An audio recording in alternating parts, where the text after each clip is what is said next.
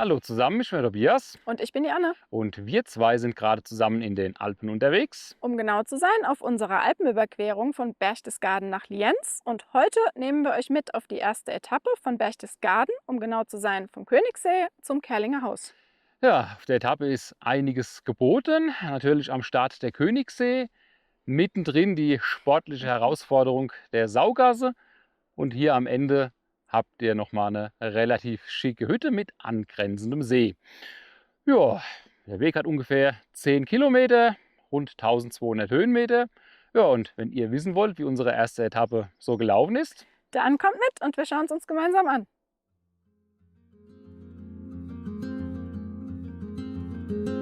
Unsere Alpenüberquerung begann an der Bushaltestelle Königssee in Schönau am Königssee. Von dort aus ging es auf direktem Weg zum Seeufer. Der erste Abschnitt dieser Alpenüberquerung beinhaltet nämlich eine Bootsfahrt über den See. Da wir rechtzeitig angereist waren, erwischten wir gleich das erste Boot des Tages um 8 Uhr. Dieses sollte uns innerhalb von 35 Minuten bis nach St. Bartholomä schippern. Ein ungewöhnlicher Start für eine Alpenüberquerung. Aber warum nicht gemütlich beginnen? Anstrengend wird es noch früh und lang genug. An diesem Morgen verzauberte uns der still daliegende Königssee mit langgestreckten Nebelschwaden, welche die ersten Sonnenstrahlen nur ganz allmählich zu uns durchdringen ließen.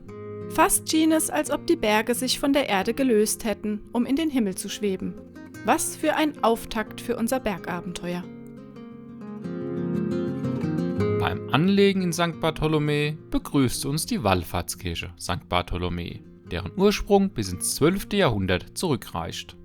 Da wir die ersten Meter der Alpenüberquerung nun schon per Boot zurückgelegt hatten und darauf brannten, endlich richtig zu Fuß loszulegen, besichtigten wir die Kirche nicht und machten uns gleich auf den Weg Richtung Berge.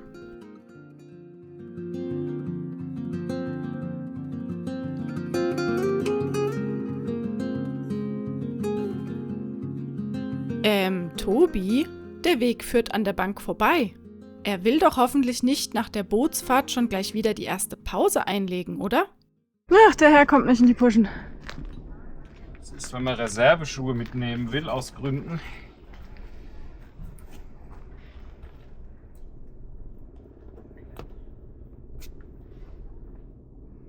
Äh.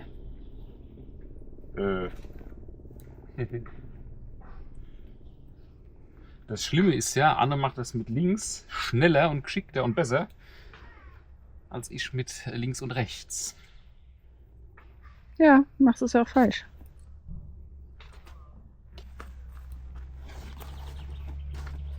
Ich übergebe.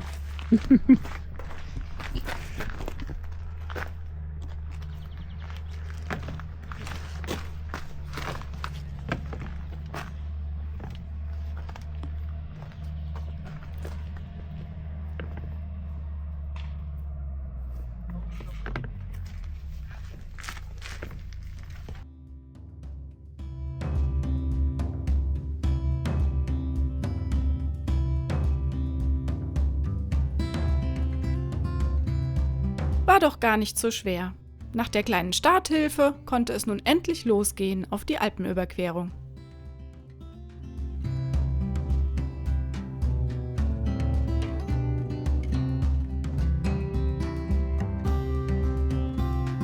Die ersten Wandermeter führten uns zunächst am Fuße des Watzmann-Massivs am Ufer des Königsees entlang. So konnten wir uns nach Bus- und Bootsfahrt erstmal noch gemütlich warm laufen. Tobi war gleich mit flott beschwingtem Schritt am Start, wenn das mal keine Vorfreude ist. So, los geht's. Geiles Wetter, geile Kulisse. Hier neben auch mit dem Watzmann auf dem Hocheck, da waren wir ja vor 2 Jahren schon oben gewesen. Auch geile Tour. Ja, jetzt würde ich sagen, ab über die Alpen. Ach ja, der Watzmann. Das war wirklich eine tolle Tour gewesen. Tobi verlinkt euch das Video bestimmt in der Beschreibung. Nun durften wir erst einmal den Weg entlang des Sees genießen.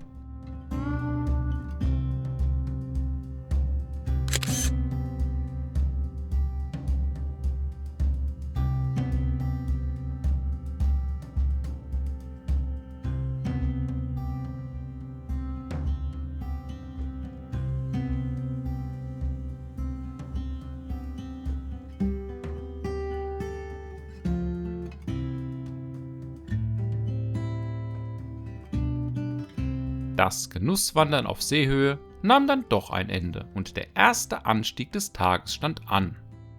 Nun, wenn man es genau nimmt, war es eigentlich bis auf 2 kurze, ebene Passagen im Wesentlichen nur ein einziger Anstieg. Dank der steilen Serpentinen ließen wir den See auch zügig unter uns zurück.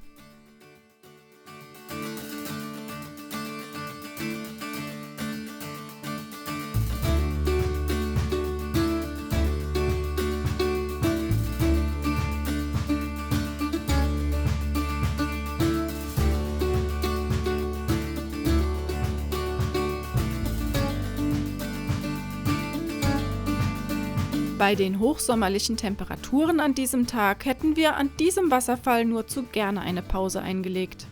Wer aber nicht zu spät an der Hütte ankommen möchte, der läuft brav weiter. Hitze hin oder her.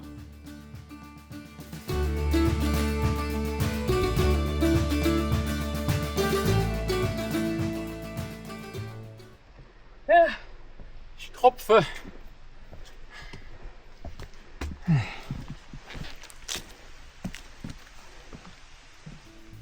Kleiner Spoiler, heute und in den folgenden Tagen sollte noch einiges mehr an Schweiß vergossen werden. Viel mehr. Und wie ihr seht, gab es auch allen Grund dazu.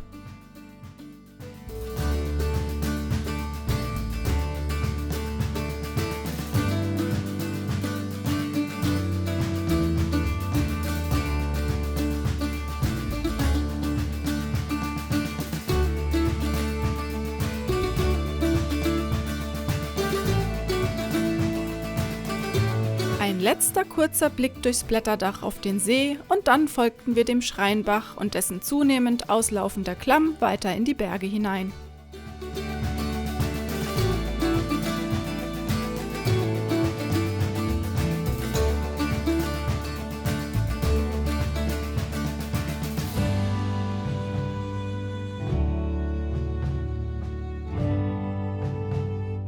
Die auf dem Weg liegende Bank an der Schreinbach-Almhütte nutzten wir dann für eine erste Verschnaufspause und kleine Stärkung. Wegen der vielen Bremsen, die uns hier piesakten, fiel die Pause aber wirklich klein aus und es ging weiter auf die unter Wanderern gefürchtete Saugasse zu.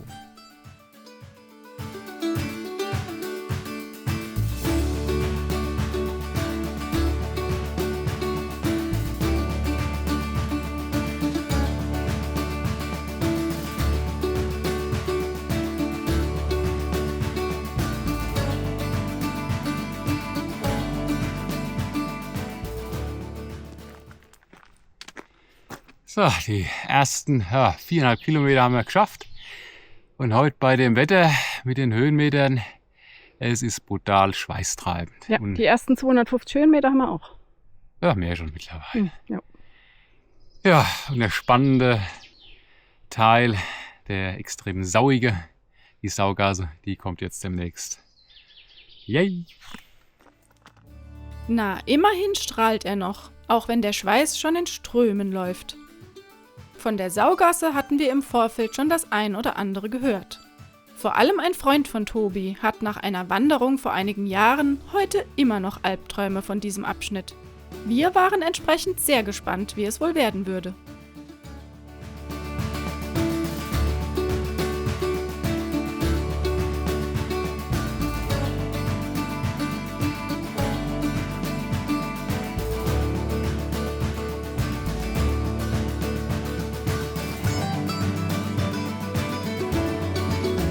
Da ist er auch schon, der Beginn der Saugasse. Ein steiler Anstieg in 36 Kehren. Na dann mal nix wie ran an die Serpentinen. Das wird uns ordentlich Körner kosten.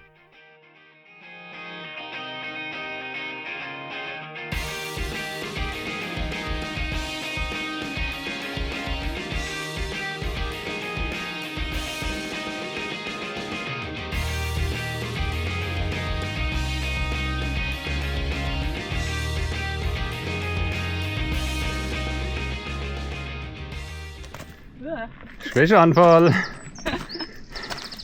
Tobi hat mich gerade aufgeklärt, dass wir uns hier wohl schon in der vielbesagten Saugasse befinden. Soll wohl ziemlich steil sein. 1 Kilometer und wie viele Höhenmeter? Gute haben wir? Kilometer, und ich glaube, also ich blende es auf jeden Fall ein. Ich glaube knapp 400 Höhenmeter. Einige viele Höhenmeter. Ja, ich bin mal gespannt. Also bislang läuft's gut. Ich habe es nicht immer gemerkt, dass wir schon drin sind. Wir haben auch schon einige Höhenmeter gemacht, wie ihr seht. Ja, schauen wir einfach mal, wie es weitergeht. Angeblich haben wir noch 1 Stunde Schatten hier hoch. Können wir auch brauchen heute. Mal gucken, wie wir danach aussehen.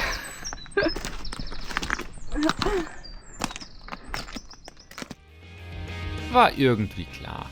Anne die Bergziege fühlt sich im steilen Gelände heimisch und findet es gar nicht sonderlich anstrengend.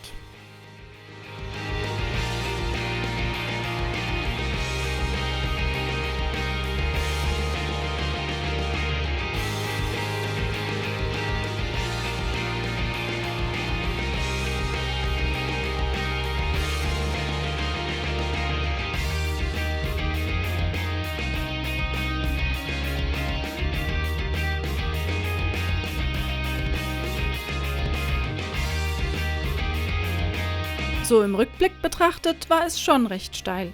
Schauen wir doch mal, wie es Tobi dabei so ergangen ist.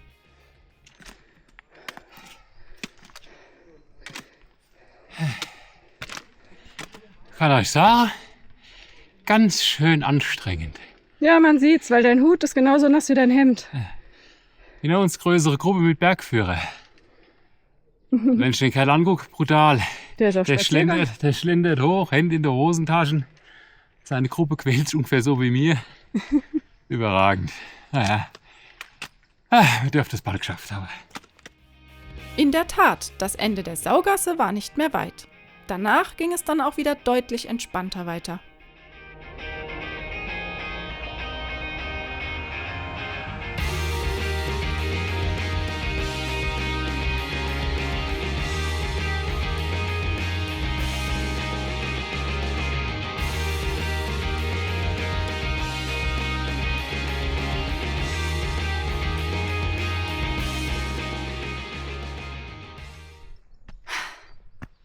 Saugasse geschafft. Es ist wirklich eine sauige Gasse. Aber im Schatten war es jetzt ganz gut machbar. Geschwitzt wie blöde. Aber weiter geht's. Beruhigend. Auch eine Bergziege fand den Anstieg schweißtreibend. Aber recht hat sie. So schlimm, wie uns vorher erzählt wurde, war es dann doch nicht gewesen.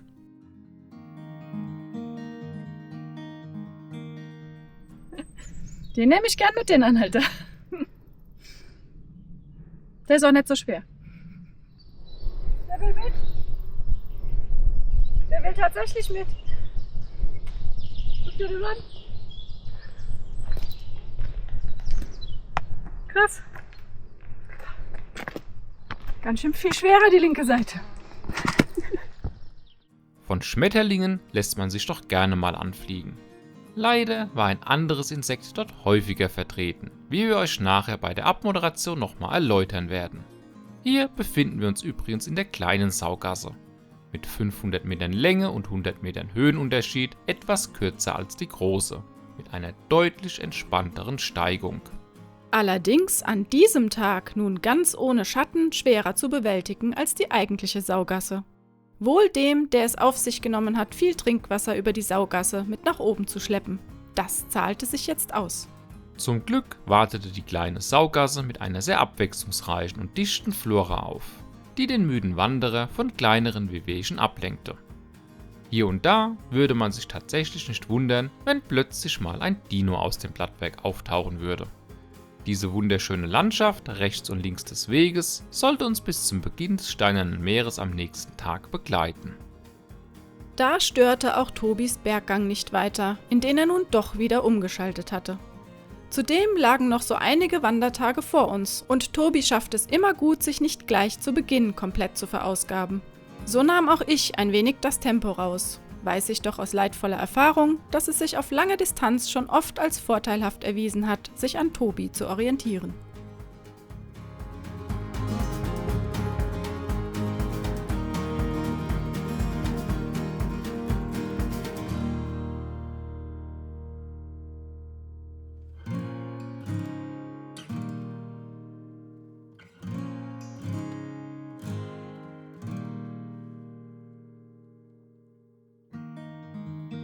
Zum Etappenziel, dem Kerlinger Haus, ging es dann zunächst eben und abschließend sanft bergab. Entspanntes Auslaufen also. Und als besondere Überraschung gab es noch ein Empfangskomitee zum Etappenende.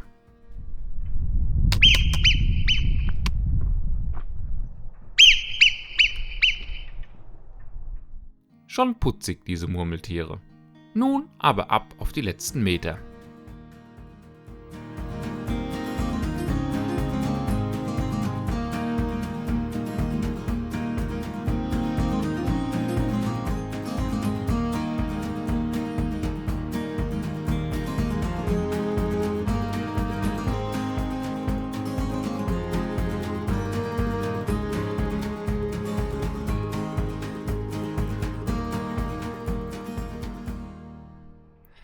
Ja, da haben wir es geschafft. Die erste Etappe der Alpenüberquerung Berchtesgaden-Lienz ist gewandert. Und so beschaulich, wie sie begonnen hat mit der schönen Fahrt über den Königssee, so krass ging sie dann über die Saugasse weiter. Und jetzt hier in Richtung Kerlinger Haus sind wir jetzt schon.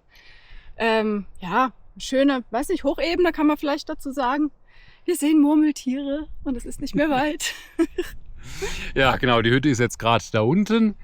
Ja, anstrengend war die Tour, gerade dann, als man auch aus dem Schatten rauskam, sprich die Saugasse hinter sich gelassen hat. Bis dahin war es eigentlich okay. Aber ihr seht ja, sehr viel Sonne heute. Und nach der Saugasse, da hat es dann auch ordentlich runtergeknallt. Und dementsprechend waren wir dann auch relativ schnell ganz schön kaputt. Aber man wird wirklich belohnt, weil wenn man die Saugasse hochgeklettert ist und dann diese Strecke durch die Sonne, das ist so eine schöne Umgebung da. Also ich konnte mich gar nicht satt sehen. Wir werden da auf jeden Fall ein paar Bilder einblenden, denke ich. Oder? Ja, genau. Haben ordentlich Bilder und Aufnahmen gemacht, wie ihr gesehen habt. Was man auch sagen muss, was hier so ein bisschen nervig ist auf der Etappe, es gibt relativ viele Bremsen, habt ihr auch eben gerade gesehen. Vielleicht im Eck, ich habe mich schon wieder von einer befreien müssen. Da muss man halt ein bisschen aufpassen. Ja. Gut, dann würde ich sagen, wir machen jetzt die letzten paar Meter runter zur Hütte. Ja, und dann war es das für dieses Mal wieder. Wir sind auf jeden Fall gespannt, wie es morgen dann weitergeht. Ja, wir hoffen, euch hat es gefallen und ihr seid auch weiter gespannt. Ja, euch wie immer viel Spaß beim Wandern. Und dann sehen wir uns auf der nächsten Etappe wieder.